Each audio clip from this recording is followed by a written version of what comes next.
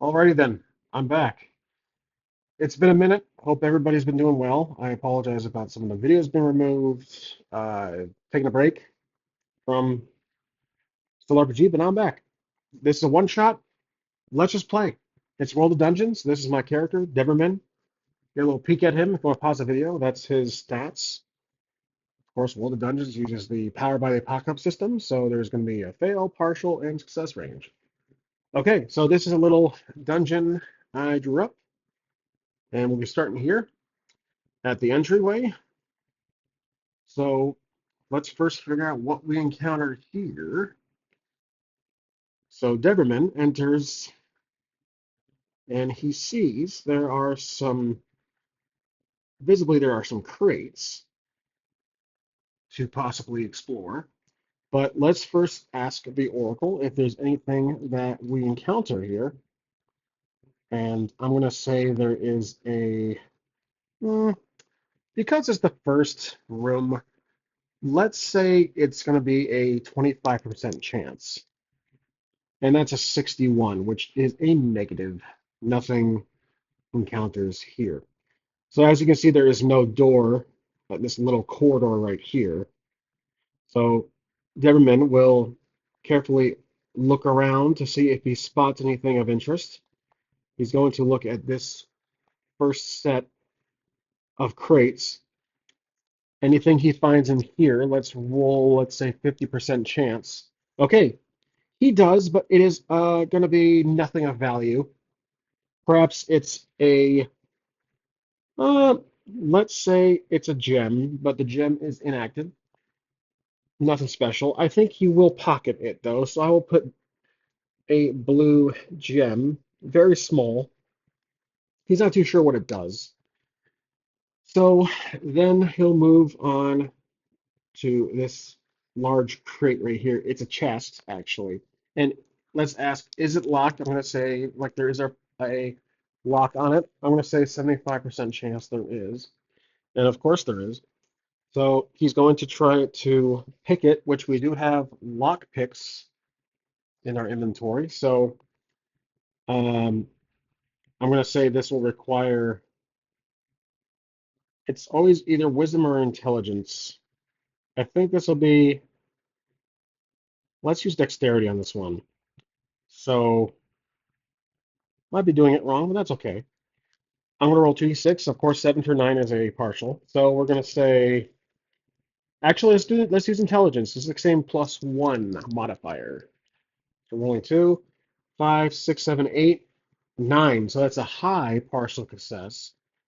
It does open up, but what he finds is going to be uh, something very modest. I'd say he finds some armor, but the armor is rusty. So the partial will basically affect the value of the armor that he can acquire. I'm going to say he finds a helmet, a helm. So though the helmet is rusty, I'm going to say it adds a +1 to his armor, but it that's probably going to be fair. I'll just keep it at +1.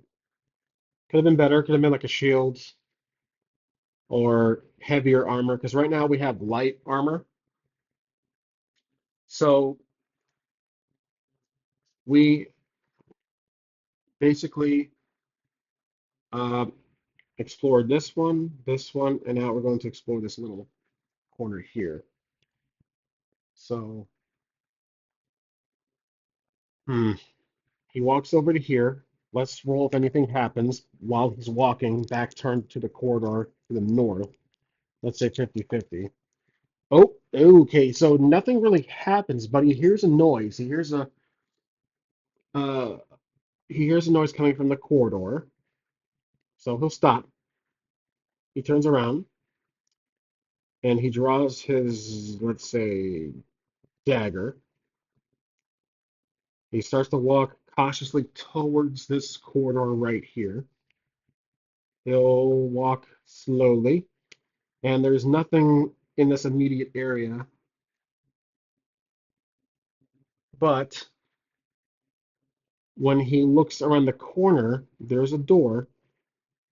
And is the door ajar? 90% chance it is. And look at that. It is ajar and it's open about halfway. So this door mysteriously is opened like so, and you can see some light coming through. So he will walk, which means we're done with that area. We're done with location one, zone room one. This is zone, or I should say room two. So he walks through here and he can see some light, but it is going to be blindly bright. How bright is it? Let's say, okay, that's pretty decent. That's very bright. Now, does he hear anything? Let's roll for wisdom. If he hears anything, there's no modifier for this one. That's going to be a fail. He doesn't exactly hear anything besides the breeze of air coming through the door. He doesn't hear movement or voices or chatter or anything of interest. So what he'll do is slowly peek through, and he sees that there are torches, bright white lit torches around the room, right there. So each corner has a torch, and there's a statue right here, and there's another statue right here. So these statues are going to be some type of statues based on deities, pantheons, etc. So he'll walk in. Now let's roll to see if there's anyone in here. I'm going to say 60% chance. Oh, okay, that's a 98. There's indeed. Now with this strong no, I believe that this room was literally occupied by someone else. And because of that, while he walks in, the strong no, this door slams. Okay? So he can see this room looks like it was recently, there was someone in here recently. The flames are freshly lit, so he's concerned. He's going to stand aside. He reads the room a bit to see if he recognizes the statue. Let's do a knowledge rolls. That's definitely intelligence. Intelligence, we have a +1. 7, 8. He knows what this god represents, and it's the god of flame. Let's say the god of fire. Just something vague, something generic, nothing complicated. He doesn't recognize this god down here. He doesn't recognize the visual cues of it, visual clues. But this god of fire. So he's thinking perhaps whoever was in here is a worshiper of either of these two gods. So he's going to walk slowly as he crosses the middle section of the room. Let's roll to see if anything happens. I'm going to say 65% chance. Okay, so something modest does happen. The statues, while he walks just past the 3/4 through the room, these statues turn to him and stare. And while they look at him, they begin to speak. Now, the voices are being telepathically communicated into Deberman's mind, into his head. The statues don't actually physically move their mouth. They are just genuinely telepathic, psychically, or sorry, telepathically communicating with him. But wherever he moves, they move. So he kind of stops. They don't do anything. They don't fire an arrow out of their mouth, or they don't trigger a trap. He walks, kind of testing them, walks back this way, and the statues turn to him. They're locked on him and they're speaking. So let's do another knowledge check, which will be intelligence, to see if he understands We'll do an advantage because he knows this god here, so I will include the two of the highest rolls. So that's a 5 and a 4 plus 1, so that's going to be 10, which is a standard success. He knows what this god is saying, and he can kind of get what this god is saying. So they're both speaking in common, and they're basically speaking, beware the idol. So that is what is being spoken to him. Beware the idol. Could mean anything. He can understand what they're saying in common, but he doesn't exactly know what they mean. So he stops. He mainly favors speaking to this god right here because, again, he's familiar with this god, not necessarily this one.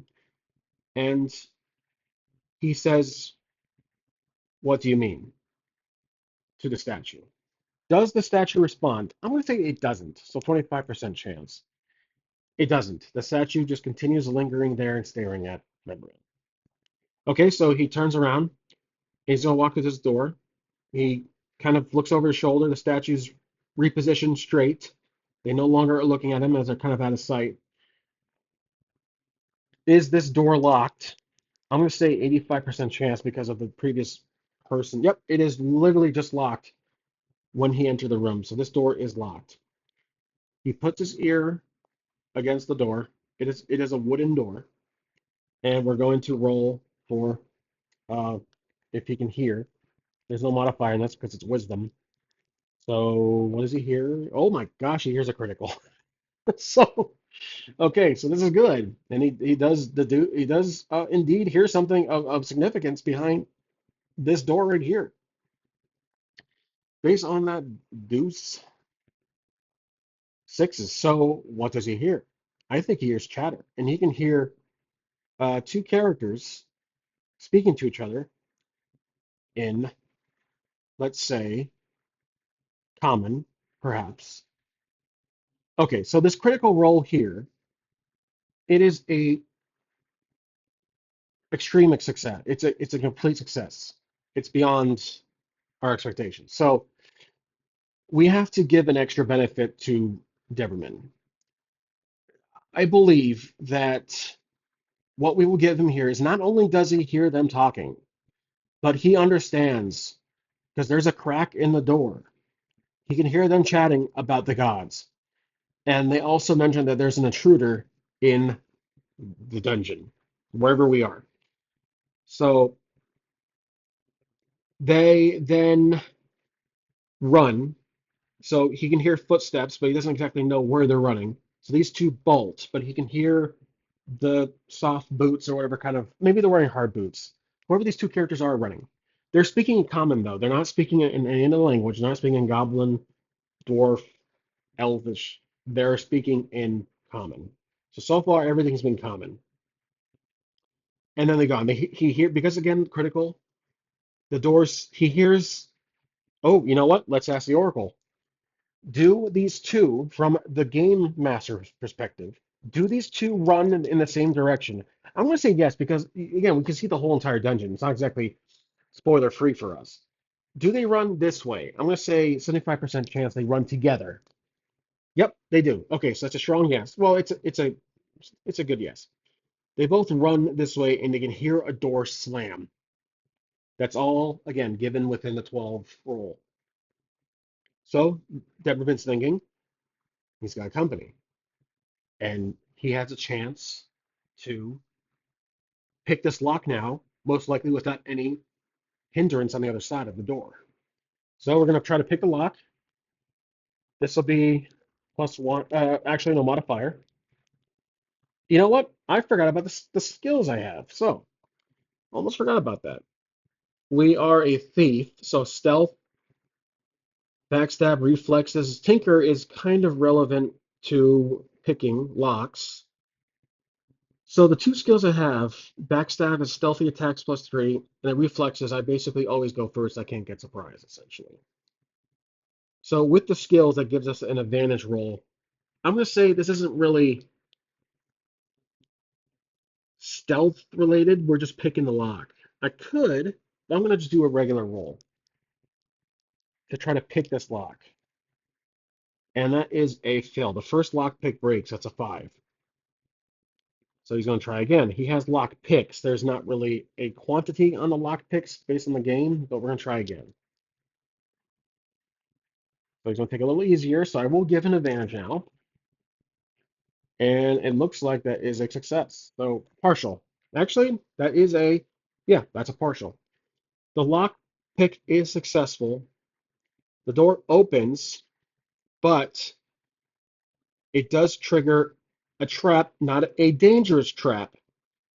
There is let's say, a string that is pulled, or perhaps there's a wire on the ground, a partial. So these guys were setting up something. The wire trips. So now we're going to roll if this does anything to Deberman. Because it's a high partial, I'm not going to make it disastrous for him. If it was a 7, perhaps I would have. But because it's a 9 with advantage, I'm going to say it's just a warning shot, perhaps. So let's say 75% chance it will be a damage taken. 97. It is indeed not damage. I think the trap fails. So these guys were in such a hurry to get out of here. The trap they probably just prepped or finished prepping failed. So the wire, while the door opened, wire snapped, and perhaps there is a device here that fires arrows. Maybe didn't trigger. So I got lucky. The partial success was based on the unlocking the door, lock picking the door, but the trap failed. So the door swings open. He has his dagger out. He's looking around, and this room is empty. There's nothing. Well, let's ask the Oracle. Is there anything in this room 50-50? Just generally like item wide. Oh my gosh, that's 100. There's indeed no item in here. This area has been cleaned out, which explains why I didn't really necessarily initially roll for items in here, but I need to remember that. So this is room 3. Okay, so he's going to try now and investigate. So we have a skill called awareness. I will vaguely use that for this part here. And it'll be advantage to see. He's going to try to figure out where those two strangers ran. And we're going to be rolling no modifier, but the advantage. And a 10. So 10 is a standard success. He can see not footprints, but he probably sees blood, and I have an idea for lore wise. He sees blood drips going towards this door.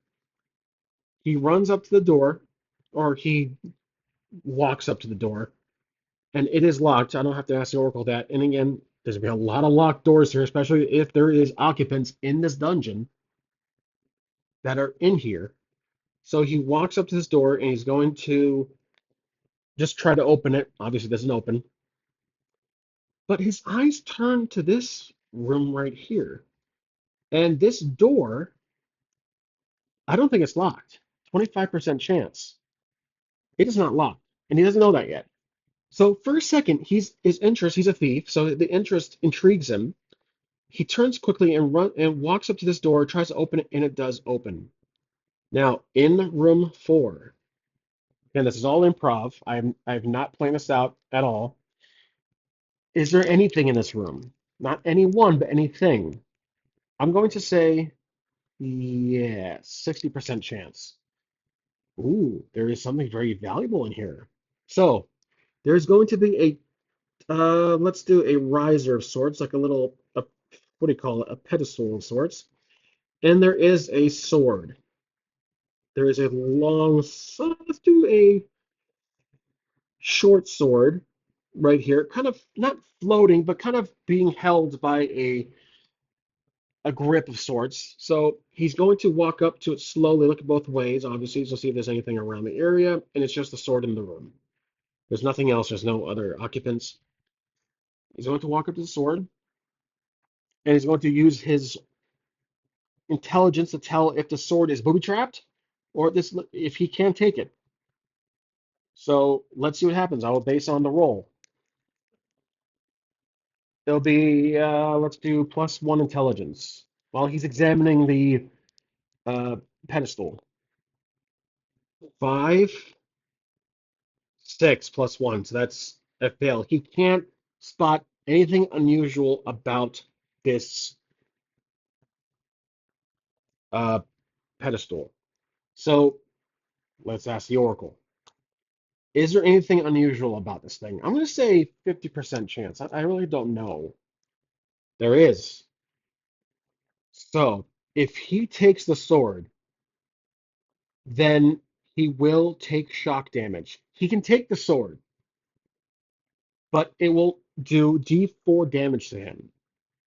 Okay? So again, he failed to spot a booby trap that's that's enchanted on the sword, but because he's a thief, he's prone to steal. So he's going to grab the sword with his right hand, and he does get shocked. So I like that. I really like that. So let's do D4 damage. We'll do fingers crossed. It's not too much. This back. Oh gosh, 4. Okay, so 8. He's down to 8 hit points now out of 12.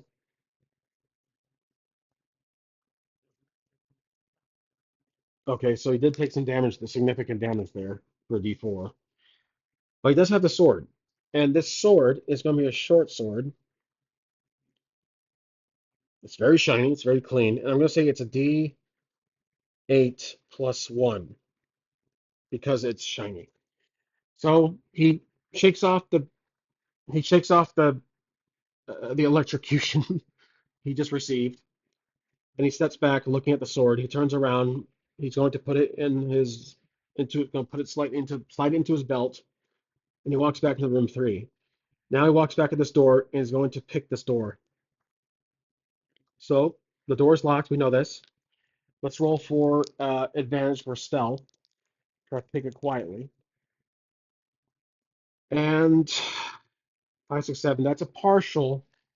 It does open, but when he opens it, there is someone here. So it's the one of the two that he heard. This person is a bandit, just a genuine bandit, and he has a cleaver or rapier or whatever. So we open the door. Deverman opens the door, and this guy rushes him, yelling, kind of irresponsibly, rushes Deverman with the sword, and now we're going to try to dodge. So we do have dexterity +1, and awareness. We can't be surprised. So this is reflexes. Always go first, reach, react when surprised. This is kind of a moment of surprise. So I'm going to do +1 with advantage. That is a critical. And again, my combat with World of Dungeons is very narrative driven based on the rolls. That each roll I do of the D6s, a pair, will basically combine 2 rounds of both the PC and the enemy encounter. Okay, with this allows us to stab.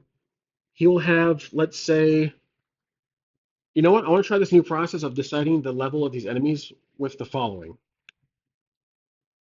Okay, how much health they have. So they will have 4 health with a D6. So that means they have D6 damage, but their health is 4.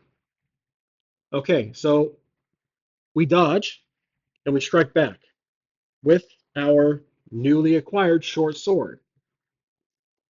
And that's 5 damage at a 4 hit point. That's a straight cut, clean shaven. The guy falls to his death. And while he screams irresponsibly, runs out, he crashes into the door and falls back with just literally being beheaded. There we go. So, and suddenly we can hear a door slam here down the hall. No roll necessary. It's plenty of acoustic reverberation around the corridor here. So we're gonna loot this bandit we just took out with one good swell swoop, and we find, let's say, a potion, and then a map of the dungeon, though it's partially explored. It's being drawn. It's let's say 50% of the dungeon, so it probably only goes up to, let's say, somewhere in this general area here. 50% of the dungeon. So that will give us a slight advantage for our navigational skills. And we also get 20 gold for this moment. So now we're at 45 gold, which gives us XP wise, that'll give us 20 plus. Let's do another 20 for the kind of low level kill. So we're at 40 XP right now. I am tracking XPs, and if I do use this character in the future, I hope to, he has 1,000 XP for the next promotion to assistant manager. I meant to say level up. Okay, so this bandit has been beheaded, and now we're gonna walk, kind of run actually, briskly walk, because now he's doesn't want to lose sight of this next potential foe. The door's locked, so he has to pick this one. Oh, before he does, he's gonna drink his potion. The potion is going to be a let's see, a D6. Of course, it's a one. The potion was barely empty, but again, better than nothing. Okay, so 9 out of 12. The door's locked. He's going to pick the lock now. With advantage because he's a thief. I will just include advantage now with because he is a thief. All right, here we go. No bonus though. Ooh, seven, barely. Okay. So what should be the circumstance for the partial success? He does pick the lock. The door does open. But again, this is a brand new room. This is room 5. So I'm wondering what could be the situation here. Is there anybody in this room? 50% chance. There is not. Okay, so the other bandit of the two, if it is a bandit, has fled into most likely the one of these next rooms. He's probably in here somewhere, waiting or continuing to run. There could be more bandits too. So is there a trap in this room? I'm going to say 65% chance, and there is a trap in this room. Okay, as far as what type of trap, if I want to use my macro method of play, it is going to be, because of that roll, it is going to be a dangerous trap. Not lethal, but it's going to be dangerous. So the trap is triggered, and perhaps it is going to be these arrows that pop out of the walls and start to shoot, literally just straight. And there's obviously one that's kind of aimed at his head. So perhaps it's a piece of the floor he stepped on when he walked through. These arrows fire. So again, we have reflexes. We can't get surprised too easily. So rolling dexterity +1. And it looks like we got 6, 7, and then 8. So he does dodge out of the way. He dives this way. Duck, dive, dodge, and dodge, whatever the dodgeball quote was. He dives over here. And though he does perhaps damage his helmet, maybe he bumps into maybe there's a piece of furniture here. He bumps into the helmet, and the helmet was old, so he loses the helmet. Maybe he doesn't damage it, but the helmet rolls off his head. Perhaps it was loose. Again, it wasn't the greatest helmet, so he's been disarmed, or he lost his helmet, so now he's down to 1 armor. So now he's concerned. The helmet's rolling around here, kind of just rolls and rolls and rolls and rolls, and just kind of settles down right here. And he's crawling. The arrows are firing, but they're not level adjusting. They're just firing kind of at chest height. So he crawls over here. This door is closed, obviously, and locked. He grabs his helmet, puts it on. So we will give that back to him. But the helmet is, I'm going to say, not in the best condition right now, but it still maintains its value of +1. So now he's crouching, and what he has to do while these arrows are still firing, some of these traps run out of arrows. This one runs out. Okay, let's roll for it. There's five, so let's just use a D4. Okay, this one runs out of arrows. These first two out of the five. These three are still firing at him. Maybe this one jams, this one runs out of arrows. Click, you hear click, click, click, and this one just kind of, I don't know, magical smoke pops out. So he's gonna try to walk towards the door. He needs to wait for the arrows. He does have a short bow, so he could fire and destroy this projectile launcher. So let's do that. Let's roll for it. Disadvantage because he is crouched or he is on the ground. So these lowest two, but dexterity for ranged weapons +1. And we have the lowest two, so we ignore the 6. That is going to be a 5, 6, 7, 8. So it's a partial. He shoots, but he hits the wrong one. He does get this one out. No, actually, you know what? I take that back. He shoots this one. This one stops naturally, but it's only temporarily disabled. So he can hear it jamming, but he's expecting it to keep firing again. This one's done firing, so of course the last arrow on him is still firing. He stands up quickly to unlock this door. Or noticing now that these arrows are all done firing, he can stay on the side, but he's leaning in to try to pick the lock. And let's roll for it. Advantage because he's a thief. Okay, so advantage gives us a 9, no bonus. That's a partial success. The door opens, and he stands beside right here, out of the way. Door opens, and he hears a voice. There is one guy right here, and there's two others. He hears the leader. He hears a not a lead. I'm sorry, could be the leader, but he hears a very authoritative. How do you say? Authority figure, someone with command, shouts, "Men, attack!" And then these two run in. They just straight them run in. Or, guess the oracle. Are these men ranged rangers, like with arrows, bow and arrow, 50% chance? They are not. They are going to be your typical, like the last bandit. So we have two bandits. These will be D6s, and they will have, let's see what kind of health they'll get. D4, D8. This just kind of adds to the randomness. There it is. Okay, we'll go with the D4. They're both D4s.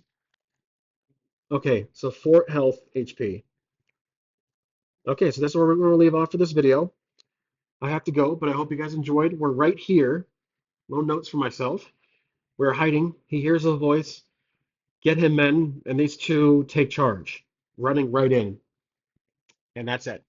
All right. Hope you enjoyed this, obviously, first episode of this one shot. I'll see you guys next time. Thanks for watching.